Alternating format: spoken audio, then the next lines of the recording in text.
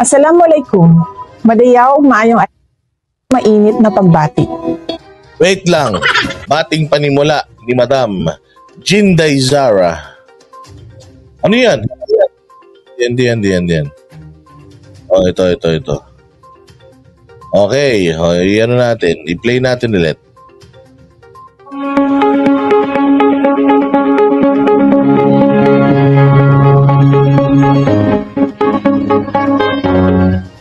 Assalamualaikum.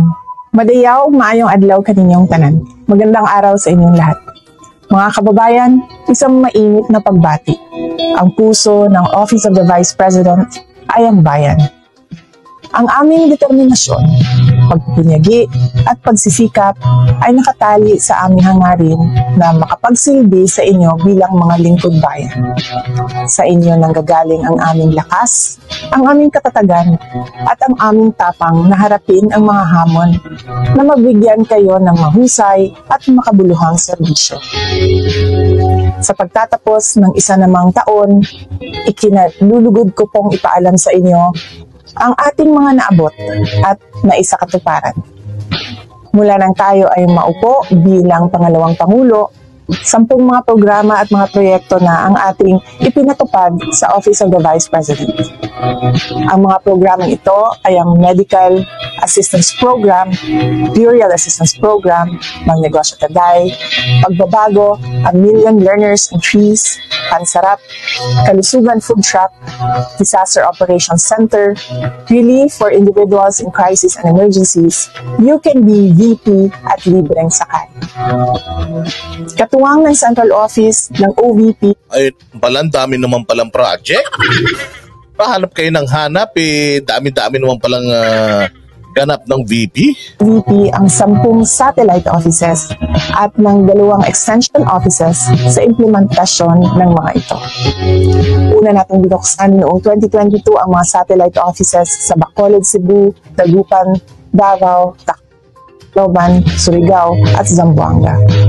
Binuksan din natin ang extension office ng public assistance ng OVP sa Lipa, Batangas at sa Tondo, Manila. Nitong 2023, nagbukas tayo muli ng 3 pang ibang satellite offices sa BARM, Isabela at Bicol Region. Ang galing nung panahon kasi ni Leni Robredo, yung kanilang opisina dyan sa New Manila, yun na yun. Umantakin mo si Inday, nagtayo siya ng maraming offices nationwide. Bale, 13 ng offices, 13 satellite offices. Para saan? Para iba-iba siya ng papasukan? Hindi. Para po yung mga tao ay madaling makalapit sa kanya. Kumbaga, saan ka makakita ng leader? Na nung nanalo, siya ang lumapit sa tao. Hindi yung tao lumalapit sa kanya. Marami kasing mga politiko dyan na kapag ka nanalo na, wala nang paki sa'yo, hindi ka nakilala. Kahit nga actually lapitan mo wala pa rin gagawin na tulong sa'yo Pero ito si Inday Sara, sobrang husay. Pagka panalo, gawin natin. Wala man ako doon pisikal, pero sigurado ko na yung mga magagaling kong mga empleyado ay nandoon para tumulong. So, remotely, tumutulong si Inday Sara. Wala nang patumpik-tumpik pa. Mahalaga ang papel ng mga satellite offices at extension offices sa ating hangarin na mapagsilbihan ang mga kababayan sa Luzon, Visayas at Mindanao. Ay, grabe naman si Ami. Sabi niya, madami din naman ganap si Martin Pag namimigay ng 20 pesos sa kilo ng bigas sa Cebu na 3 araw pa lang, tinigil na. Kaya yabang nila 20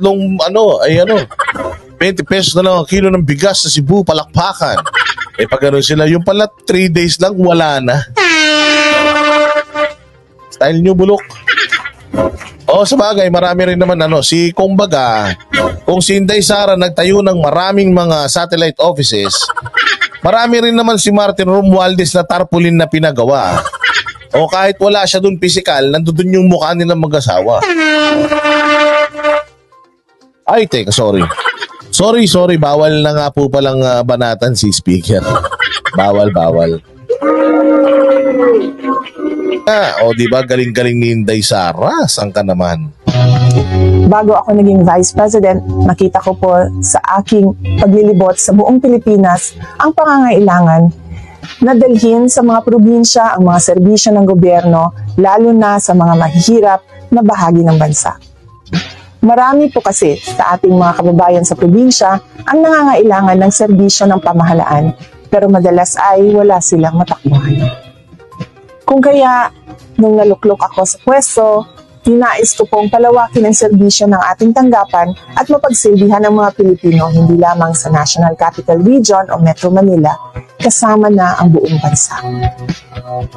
Ngayon ay malapit na sa ating mga kababayan ang Office of the Vice President. Yan yung lagi kong sinasabi sa inyo. Okay, sige na, sasabihin ko na, total lilipat na kami ng opisina. Total lilipat na kami ng opisina. O kasi yung opisina ni Inday Sara, ano ko lang nakikita lang ng mata ko, yung malapit sa building namin yan. O kaya nakikita ko araw-araw kung gaano karami yung pila, yung pumipila ng medical assistance dyan at saka ng burial assistance. O so ngayon, yung alam mo yung konsepto ng yung konsepto ni Bongo ng yung ano ba yun? Sa ospital? Malasakit Center, 'di ba? Yung ginawa kasi ni Bongo is kinonsolidate niya yung mga government agencies na tumutulong para makapagbigay ng medical assistance sa mga pasyente. Pinagsama-sama niya sa isang sistema which is yung Malasakit Center. Nandoon na lahat, hindi ka na pupunta kay DSWD, pupunta pa kay PCSO, pupunta pa kay PhilHealth, pupunta pa kay ganito, kay ganyan. Hindi na, one-stop shop na siya. So yung konsepto na yon, mga bossing, yun din yung konsepto ni Inday Sara. Pero hindi ko sinabi na doon niya kinuha, pero parehas sila ng utak, alam mo yun. O kumbaga, hindi na nila pinahihirapan yung tao na, alam mo, ang tao bakit lalapit? Bakit lalapit ang tao sa isang politiko? Lalapit siya sa mga kamag-anak. Bago sa politiko lumapit niyan sa lahat ng kamag-anak. Last resort na niya ng politiko. O kaya yan lumalapit sa politiko kasi sobrang nangangailangan yan. So dahil alam ni Inday Sara na tayo third world country at ang dami ng mga nangangailangan sa Pilipinas, anong ginawa niya? Di ko na kayo pababyahihin. Mantakin mo, mamamasahe pa kayo. Kailangan nyo nga ng pera para sa mga pangangailangan nyo sa emergency. So ako na ang maglalapit. Hindi man dyan sa tapat ng bahay mo. Pero sigurado ko na mas maliit na yung pamasahe or mas may chance na magkaroon ka ng, maka-avail ka ng tulong galing sa pamahalaan. Sobrang lupit. Oh, sobrang lupit, di ba? Oh, sabi ko nga sa inyo, every time na nagbibigay si Inday Sara ng ng assistance sa mga taong itong humihingi sa kanya ng tulong, walang muka. Oh, walang muka at walang utang na loob na nakasama. Hindi katulad ng ibang mga nagbibigay na mga taga-gobyerno. Yung ibang mga taga-gobyerno nagbibigay, talagang yung mga mukha nila kung pwede lang. Pati nandun sa pagkain, yung picture nila nakalagay sa pagkain, kakainin nyo, pati mga mukha nila. Ganyan sila ka-epal. Pero si Inday, pinalawak niya na yung sakop, saklaw ng pagiging isang VP. Tapos siya pang Department of Education Secretary. And yet, ito, nagagawa ng kanyang opisina yung kanilang mandato. Mahusay. Mula July 2022 hanggang October 2023, umabot na sa 106,958 Filipinos ang nabigyan natin ng medical assistance at katumbas nito ay isang bilyon. As of January to October, meron na silang 106. May piyok pa yan, ha? 106,958 beneficiaries ng medical assistance program amounting to 1.2 billion. Palakpakan. Ganyang kalupit. Ano pa lang yan? Medical assistance pa lang yan, mga bossing. Meron pang iba, may burial pa.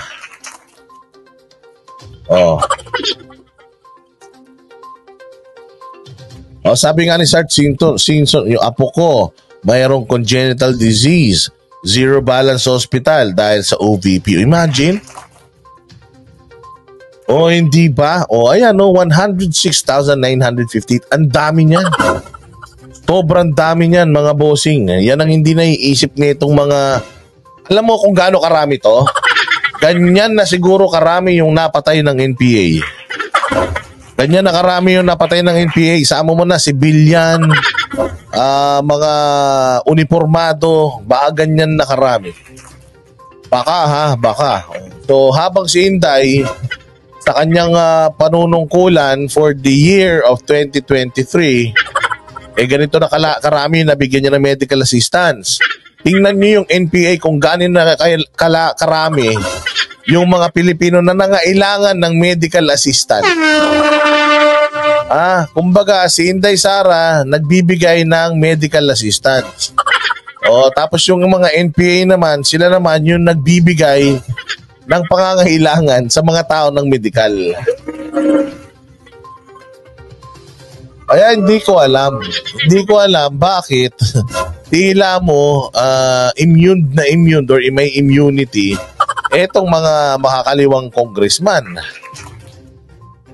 Wala namang ganyang mga nagawa yan. Imaginein mo ang VP, wala talagang trabaho yan. Ang VP, sabi ko nga sa inyo, ang trabaho ng VP ay spare tire. Mag-antay na mamatay yung presidente at saka lang siya magkakaroon ng opportunity. Imagine, wala pa siyang mandato niyan. Ganito na karami yung mga natulungan niya. Sang ka pa? Partida pa yan. Bigyan mo yan ng kapangyarihan. Maging presidente yan, tingnan mo kung anong gagawin yan. Nako, hindi yan. Harry Roque. Mali na play ko ito. Piso. Ang Burial Assistance Program naman ay nakatulong sa 22,470 na mga pamilya at katumbas nito ay 113.3 million pesos. Tingnan mo. Si Inday hindi lang tumutulong sa mga buhay. Patay na, tinutulungan pa ni Inday, palakpakan. Ganyan katindi yan. Mantakin mo, 22,470 na patay. Yung kanyang tinulungan, 130.3 million daw yan from January to October. Baka naman sabihin nyo na naman, kita mo? January to October, nagastos niya yung 130 million? Paano niya nagastos ng 11 days lang yung 125 million?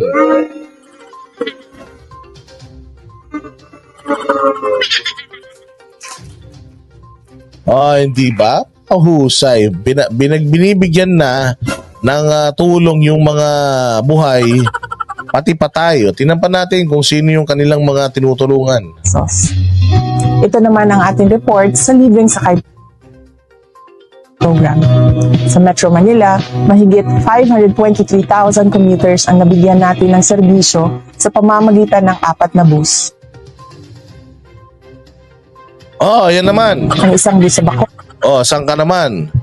Sa Metro Manila, meron ng 523,263 na natulungan silang maisakay ng libre. Hindi ba? Pakahusay. Saan ka makakita ng serbisyong walang sinisingil?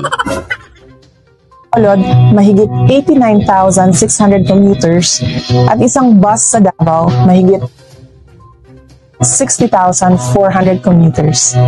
At isang bus sa Cebu, mahigit naman sa 99,600 commuters. Sa panahon naman ng kalamidad at sakuna, lagi ring nakahanda ang Office of the Vice President na umalalay sa mga apektado nating kababayan sa pamamagitan ng ating Disaster Operations Center o DOC. Sa mga operasyon din ng DOC ay nagagamit natin ang ating kalusugan food truck. Nakapagsagawa tayo ng 162 relief operations at tumulong sa 115,045 na mga pamilya. Ganyan mag-report. Pag nag-report ka ganyan, detalyado, may numero para nakikita ng tao kung ano ba talaga yung performance mo. Ayan. Tingnan nyo yung mga numero na yan. Hindi lang yan mga daan-daan, libo-libo yan. Lampas 23,000 relief boxes, 11,600 food bags, at 438,000 na iba pang relief items na rin ang ating naipamahagi sa pamamagitan ng DOC. Ang katumbas ng mga tulong na ito ay mahigit 69.1 million pesos. Kabilang sa mga komunidad na naabot ng ating team sa DOC ay ang mga maliliit na isla ng Brooks Point na apektado ng baha noong Enero. Dinalhan din natin ang mga residente ng relief assistance sa kabila ng malakas na ulan at biyahe sa bangka na tumagal hanggang 3 oras. Mainit tayong tinanggap ng ating mga kababayan at malaki ang kanilang pagpapasalamat sa tulong ng gobyerno. Para sa OVP, malayo man o mahirap ang daan, lagi naming pagsusumikapan na marating kayo lalo na sa panahon na kailangan ninyo ang tulong. Masaya rin ako sa naging resulta ng ating Pansarap program. Bago pa kasi matapos ang 120 days period na sa pagpapatupad nito, nakitaan na agad ng pagbabago sa timbang ang mga learners na benepisyaryo nito. Una nating ipinatupad sa 733 learners sa Tamugan Elementary School sa Davao City at sumunod naman ang 1,064 learners sa Nuro Central Elementary School sa UP, Maguindanao. Gamit din natin sa pamamahagi ng Pansarap Buns ang kalusugan food trucks. Dahil marami pa rin sa ating mga kababayan ang nahaharap sa kakulangan ng sapat na pagkain, inilunsad din natin ang Relief for Individuals in Crisis and Emergency o RICE program. Sa pamamagitan ng ating mga satellite office, nakapagbigay ang OVP ng 8,415 rice boxes. Ang Magnegosyo Taday program naman ay sadyang malapit sa aking puso. Nakita ko kasi kung paano nito binago ang maraming buhay ng mga kababaihan sa Davao City nung mayor pa ako. Yan ang sinasabi natin na importante mga bossing. Na talagang ang leader ay nanggaling sa ibaba. Napansin niyo si Inday, alam niya kung ano yung kanyang sinasabi. Na kumbaga hindi siya na nauutal-utal sige ano na to recorded na, but then again makikita mo yung enthusiasm, nakikita mo na talagang alam niya yung kanyang mga pinagsasasabi kasi nga hands-on siya inaalam niya yan lahat. So sabi ko ito yung pinaka mainam kapag ang yung leader ay nanggaling talaga doon sa local government unit. Kasi nga, alam niya kung ano yung problema nung kanyang nasasakupan. Versus, magboto ka ng, ng congressman, magboto ka ng senador na bumabalangkas ng batas, mga abogado sila, magagaling sila sa batas. Pero alam mo, minsan, hindi mo kailangan tumingin sa konstitusyon kung talagang gusto mong tumulong. Kasi kung hahanapan mo ng technicalities lahat ng mga bagay, kung gagawin mong legal lahat ng mga, hindi ko sinasabing gawin nating illegal pero kung lahat idadalhin natin sa legal na paraan, maniwala ka wala kang matutulungan. Wala kang matutulungan, nanakawin lang yan ng mga tao sa pamahalaan. Importante na ang isang leader ay merong experience talaga doon sa pagpapatakbo ng maliit na syudad. Kasi pag meron, ay madali na kumbaga, yung madali niya nang mag-grasp kung gaano ka, kung ano yung adjustment na gagawin niya para sa isang mas malaking responsibilidad. And of course, dahil dyan, nagising ng ating bossing na si Mabuhay. Ayan, so going back mga bossing, ayan na. Ngayon sa OVP, binuksan natin ito sa iba't ibang mga sektor. Mayroon ng 4 na grupo na may pinagsamang mahigit sa 25,700 members ang nakatanggap ng mga tulong pinansyal mula sa Magnegosyo Taday program. Bawat isa sa kanila ay nabigyan ng 150,000 na kapital. Upang matiyak na magtatagumpay ang mga beneficiary sa kanilang proyekto, binigyan din natin sila ng financial literacy training. Isa ang Palawig LGBTQ Incorporated ng Zambales sa mga benepisyaryo ng Magnegosyo Taday. Ang kanilang livelihood project ay ang rice trading. Limitado ang oportunidad para sa mga kapatid nating LGBT, gayunpaman hindi sila sumusuko sa paghahanap buhay. Kaya umaasa akong magtatagumpay ang Palawig LGBTQ Incorporated at makatulong ang programa sa mga miyembro nito. Ano naman sabihin ng mga anti dyan? Si Inday Sara, sabi nila galit sila sa trapo. Si Inday Sara, sabi nila ganito, ganyan. Bakit ganun ang aga-aga pa namumuliti ka na?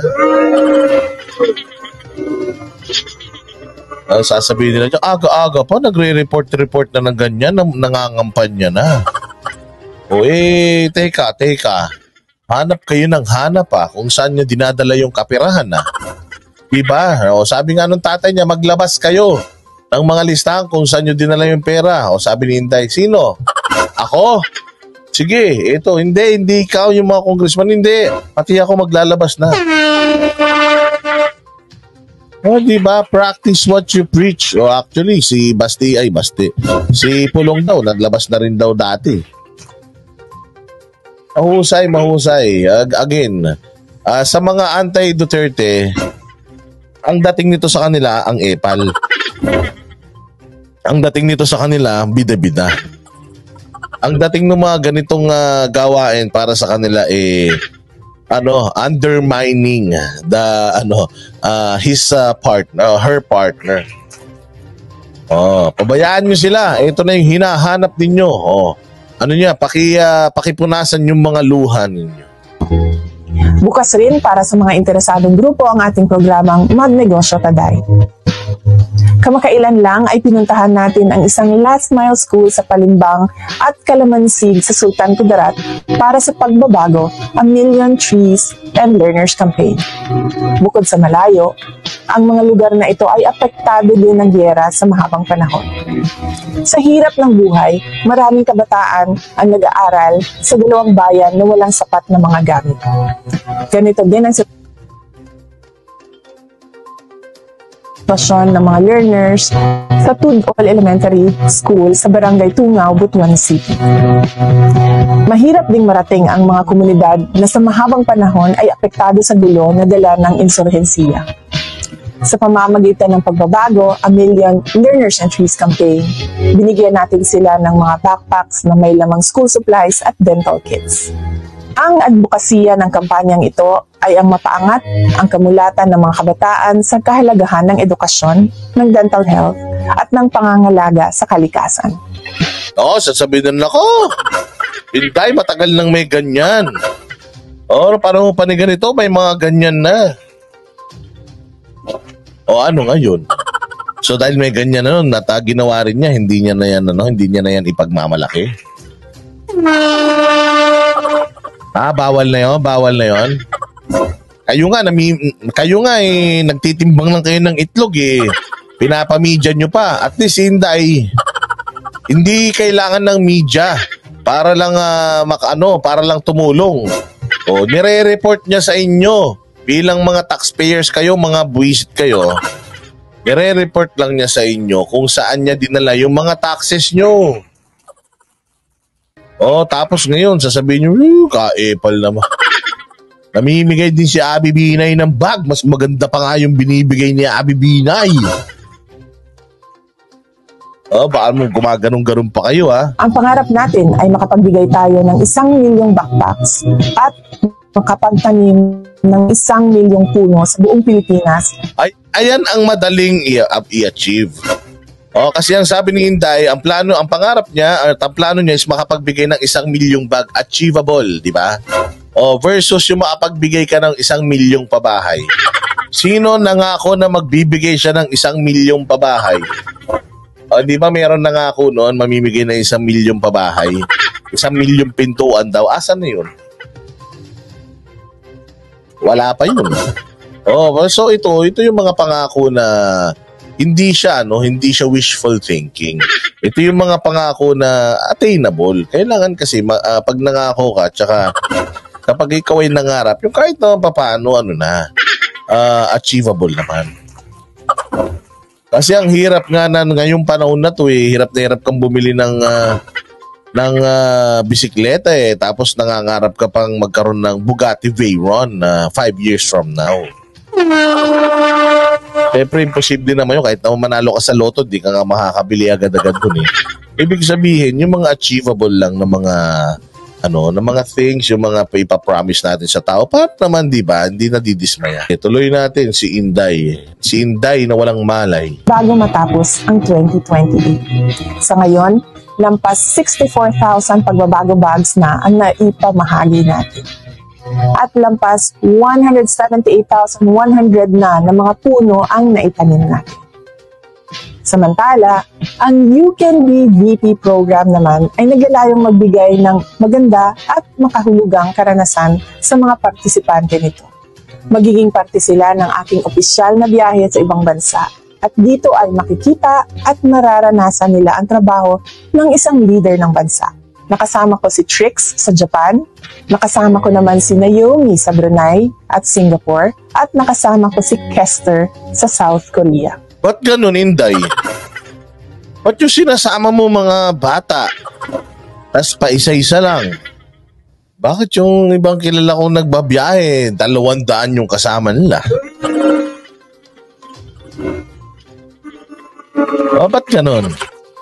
Matindi to si Inday, ang konti ng sinama mo, dapat isang buong eroplano kayo.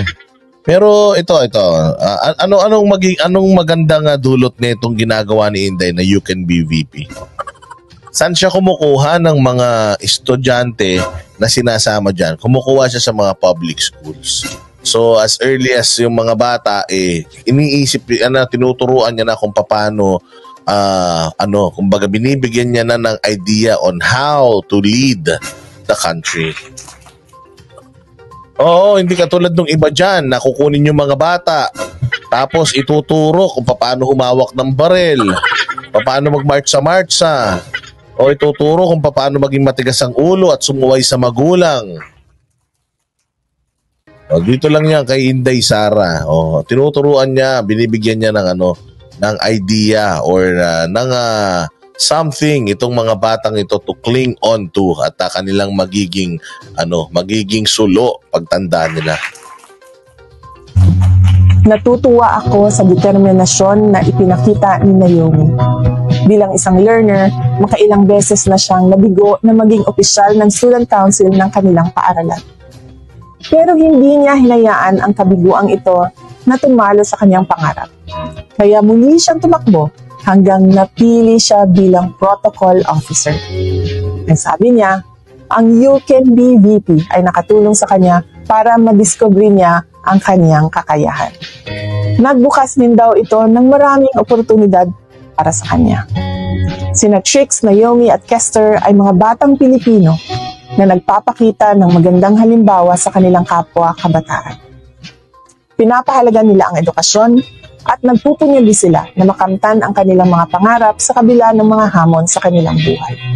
Umaasa tayo na mas marami pang katulad nila Trix, Naomi at Kester ang maging bahagi ng ating proyekto.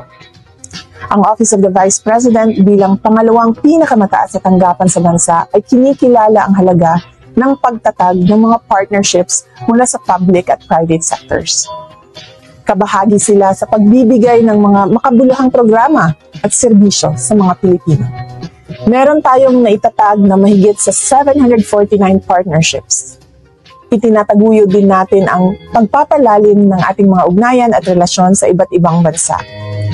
Sa ngayon ay meron na tayong 30 international engagements at 596 local engagements.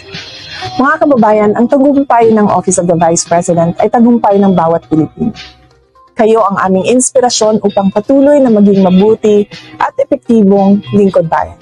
Makakaasa po kayo na ako at ang buong Office of the Vice President ay laging nakahandang magbigay sa inyo ng mahusay, epektibo at makabuluhang programa, proyekto at serbisyo. Mga kababayan, patuloy tayo maging matatag sa pagtaguyod ng isang bansang makabata at mga batang makabansa. Ang lahat ng ating ginagawa ay para sa Diyos, sa bayan at sa pamilyang Pilipino.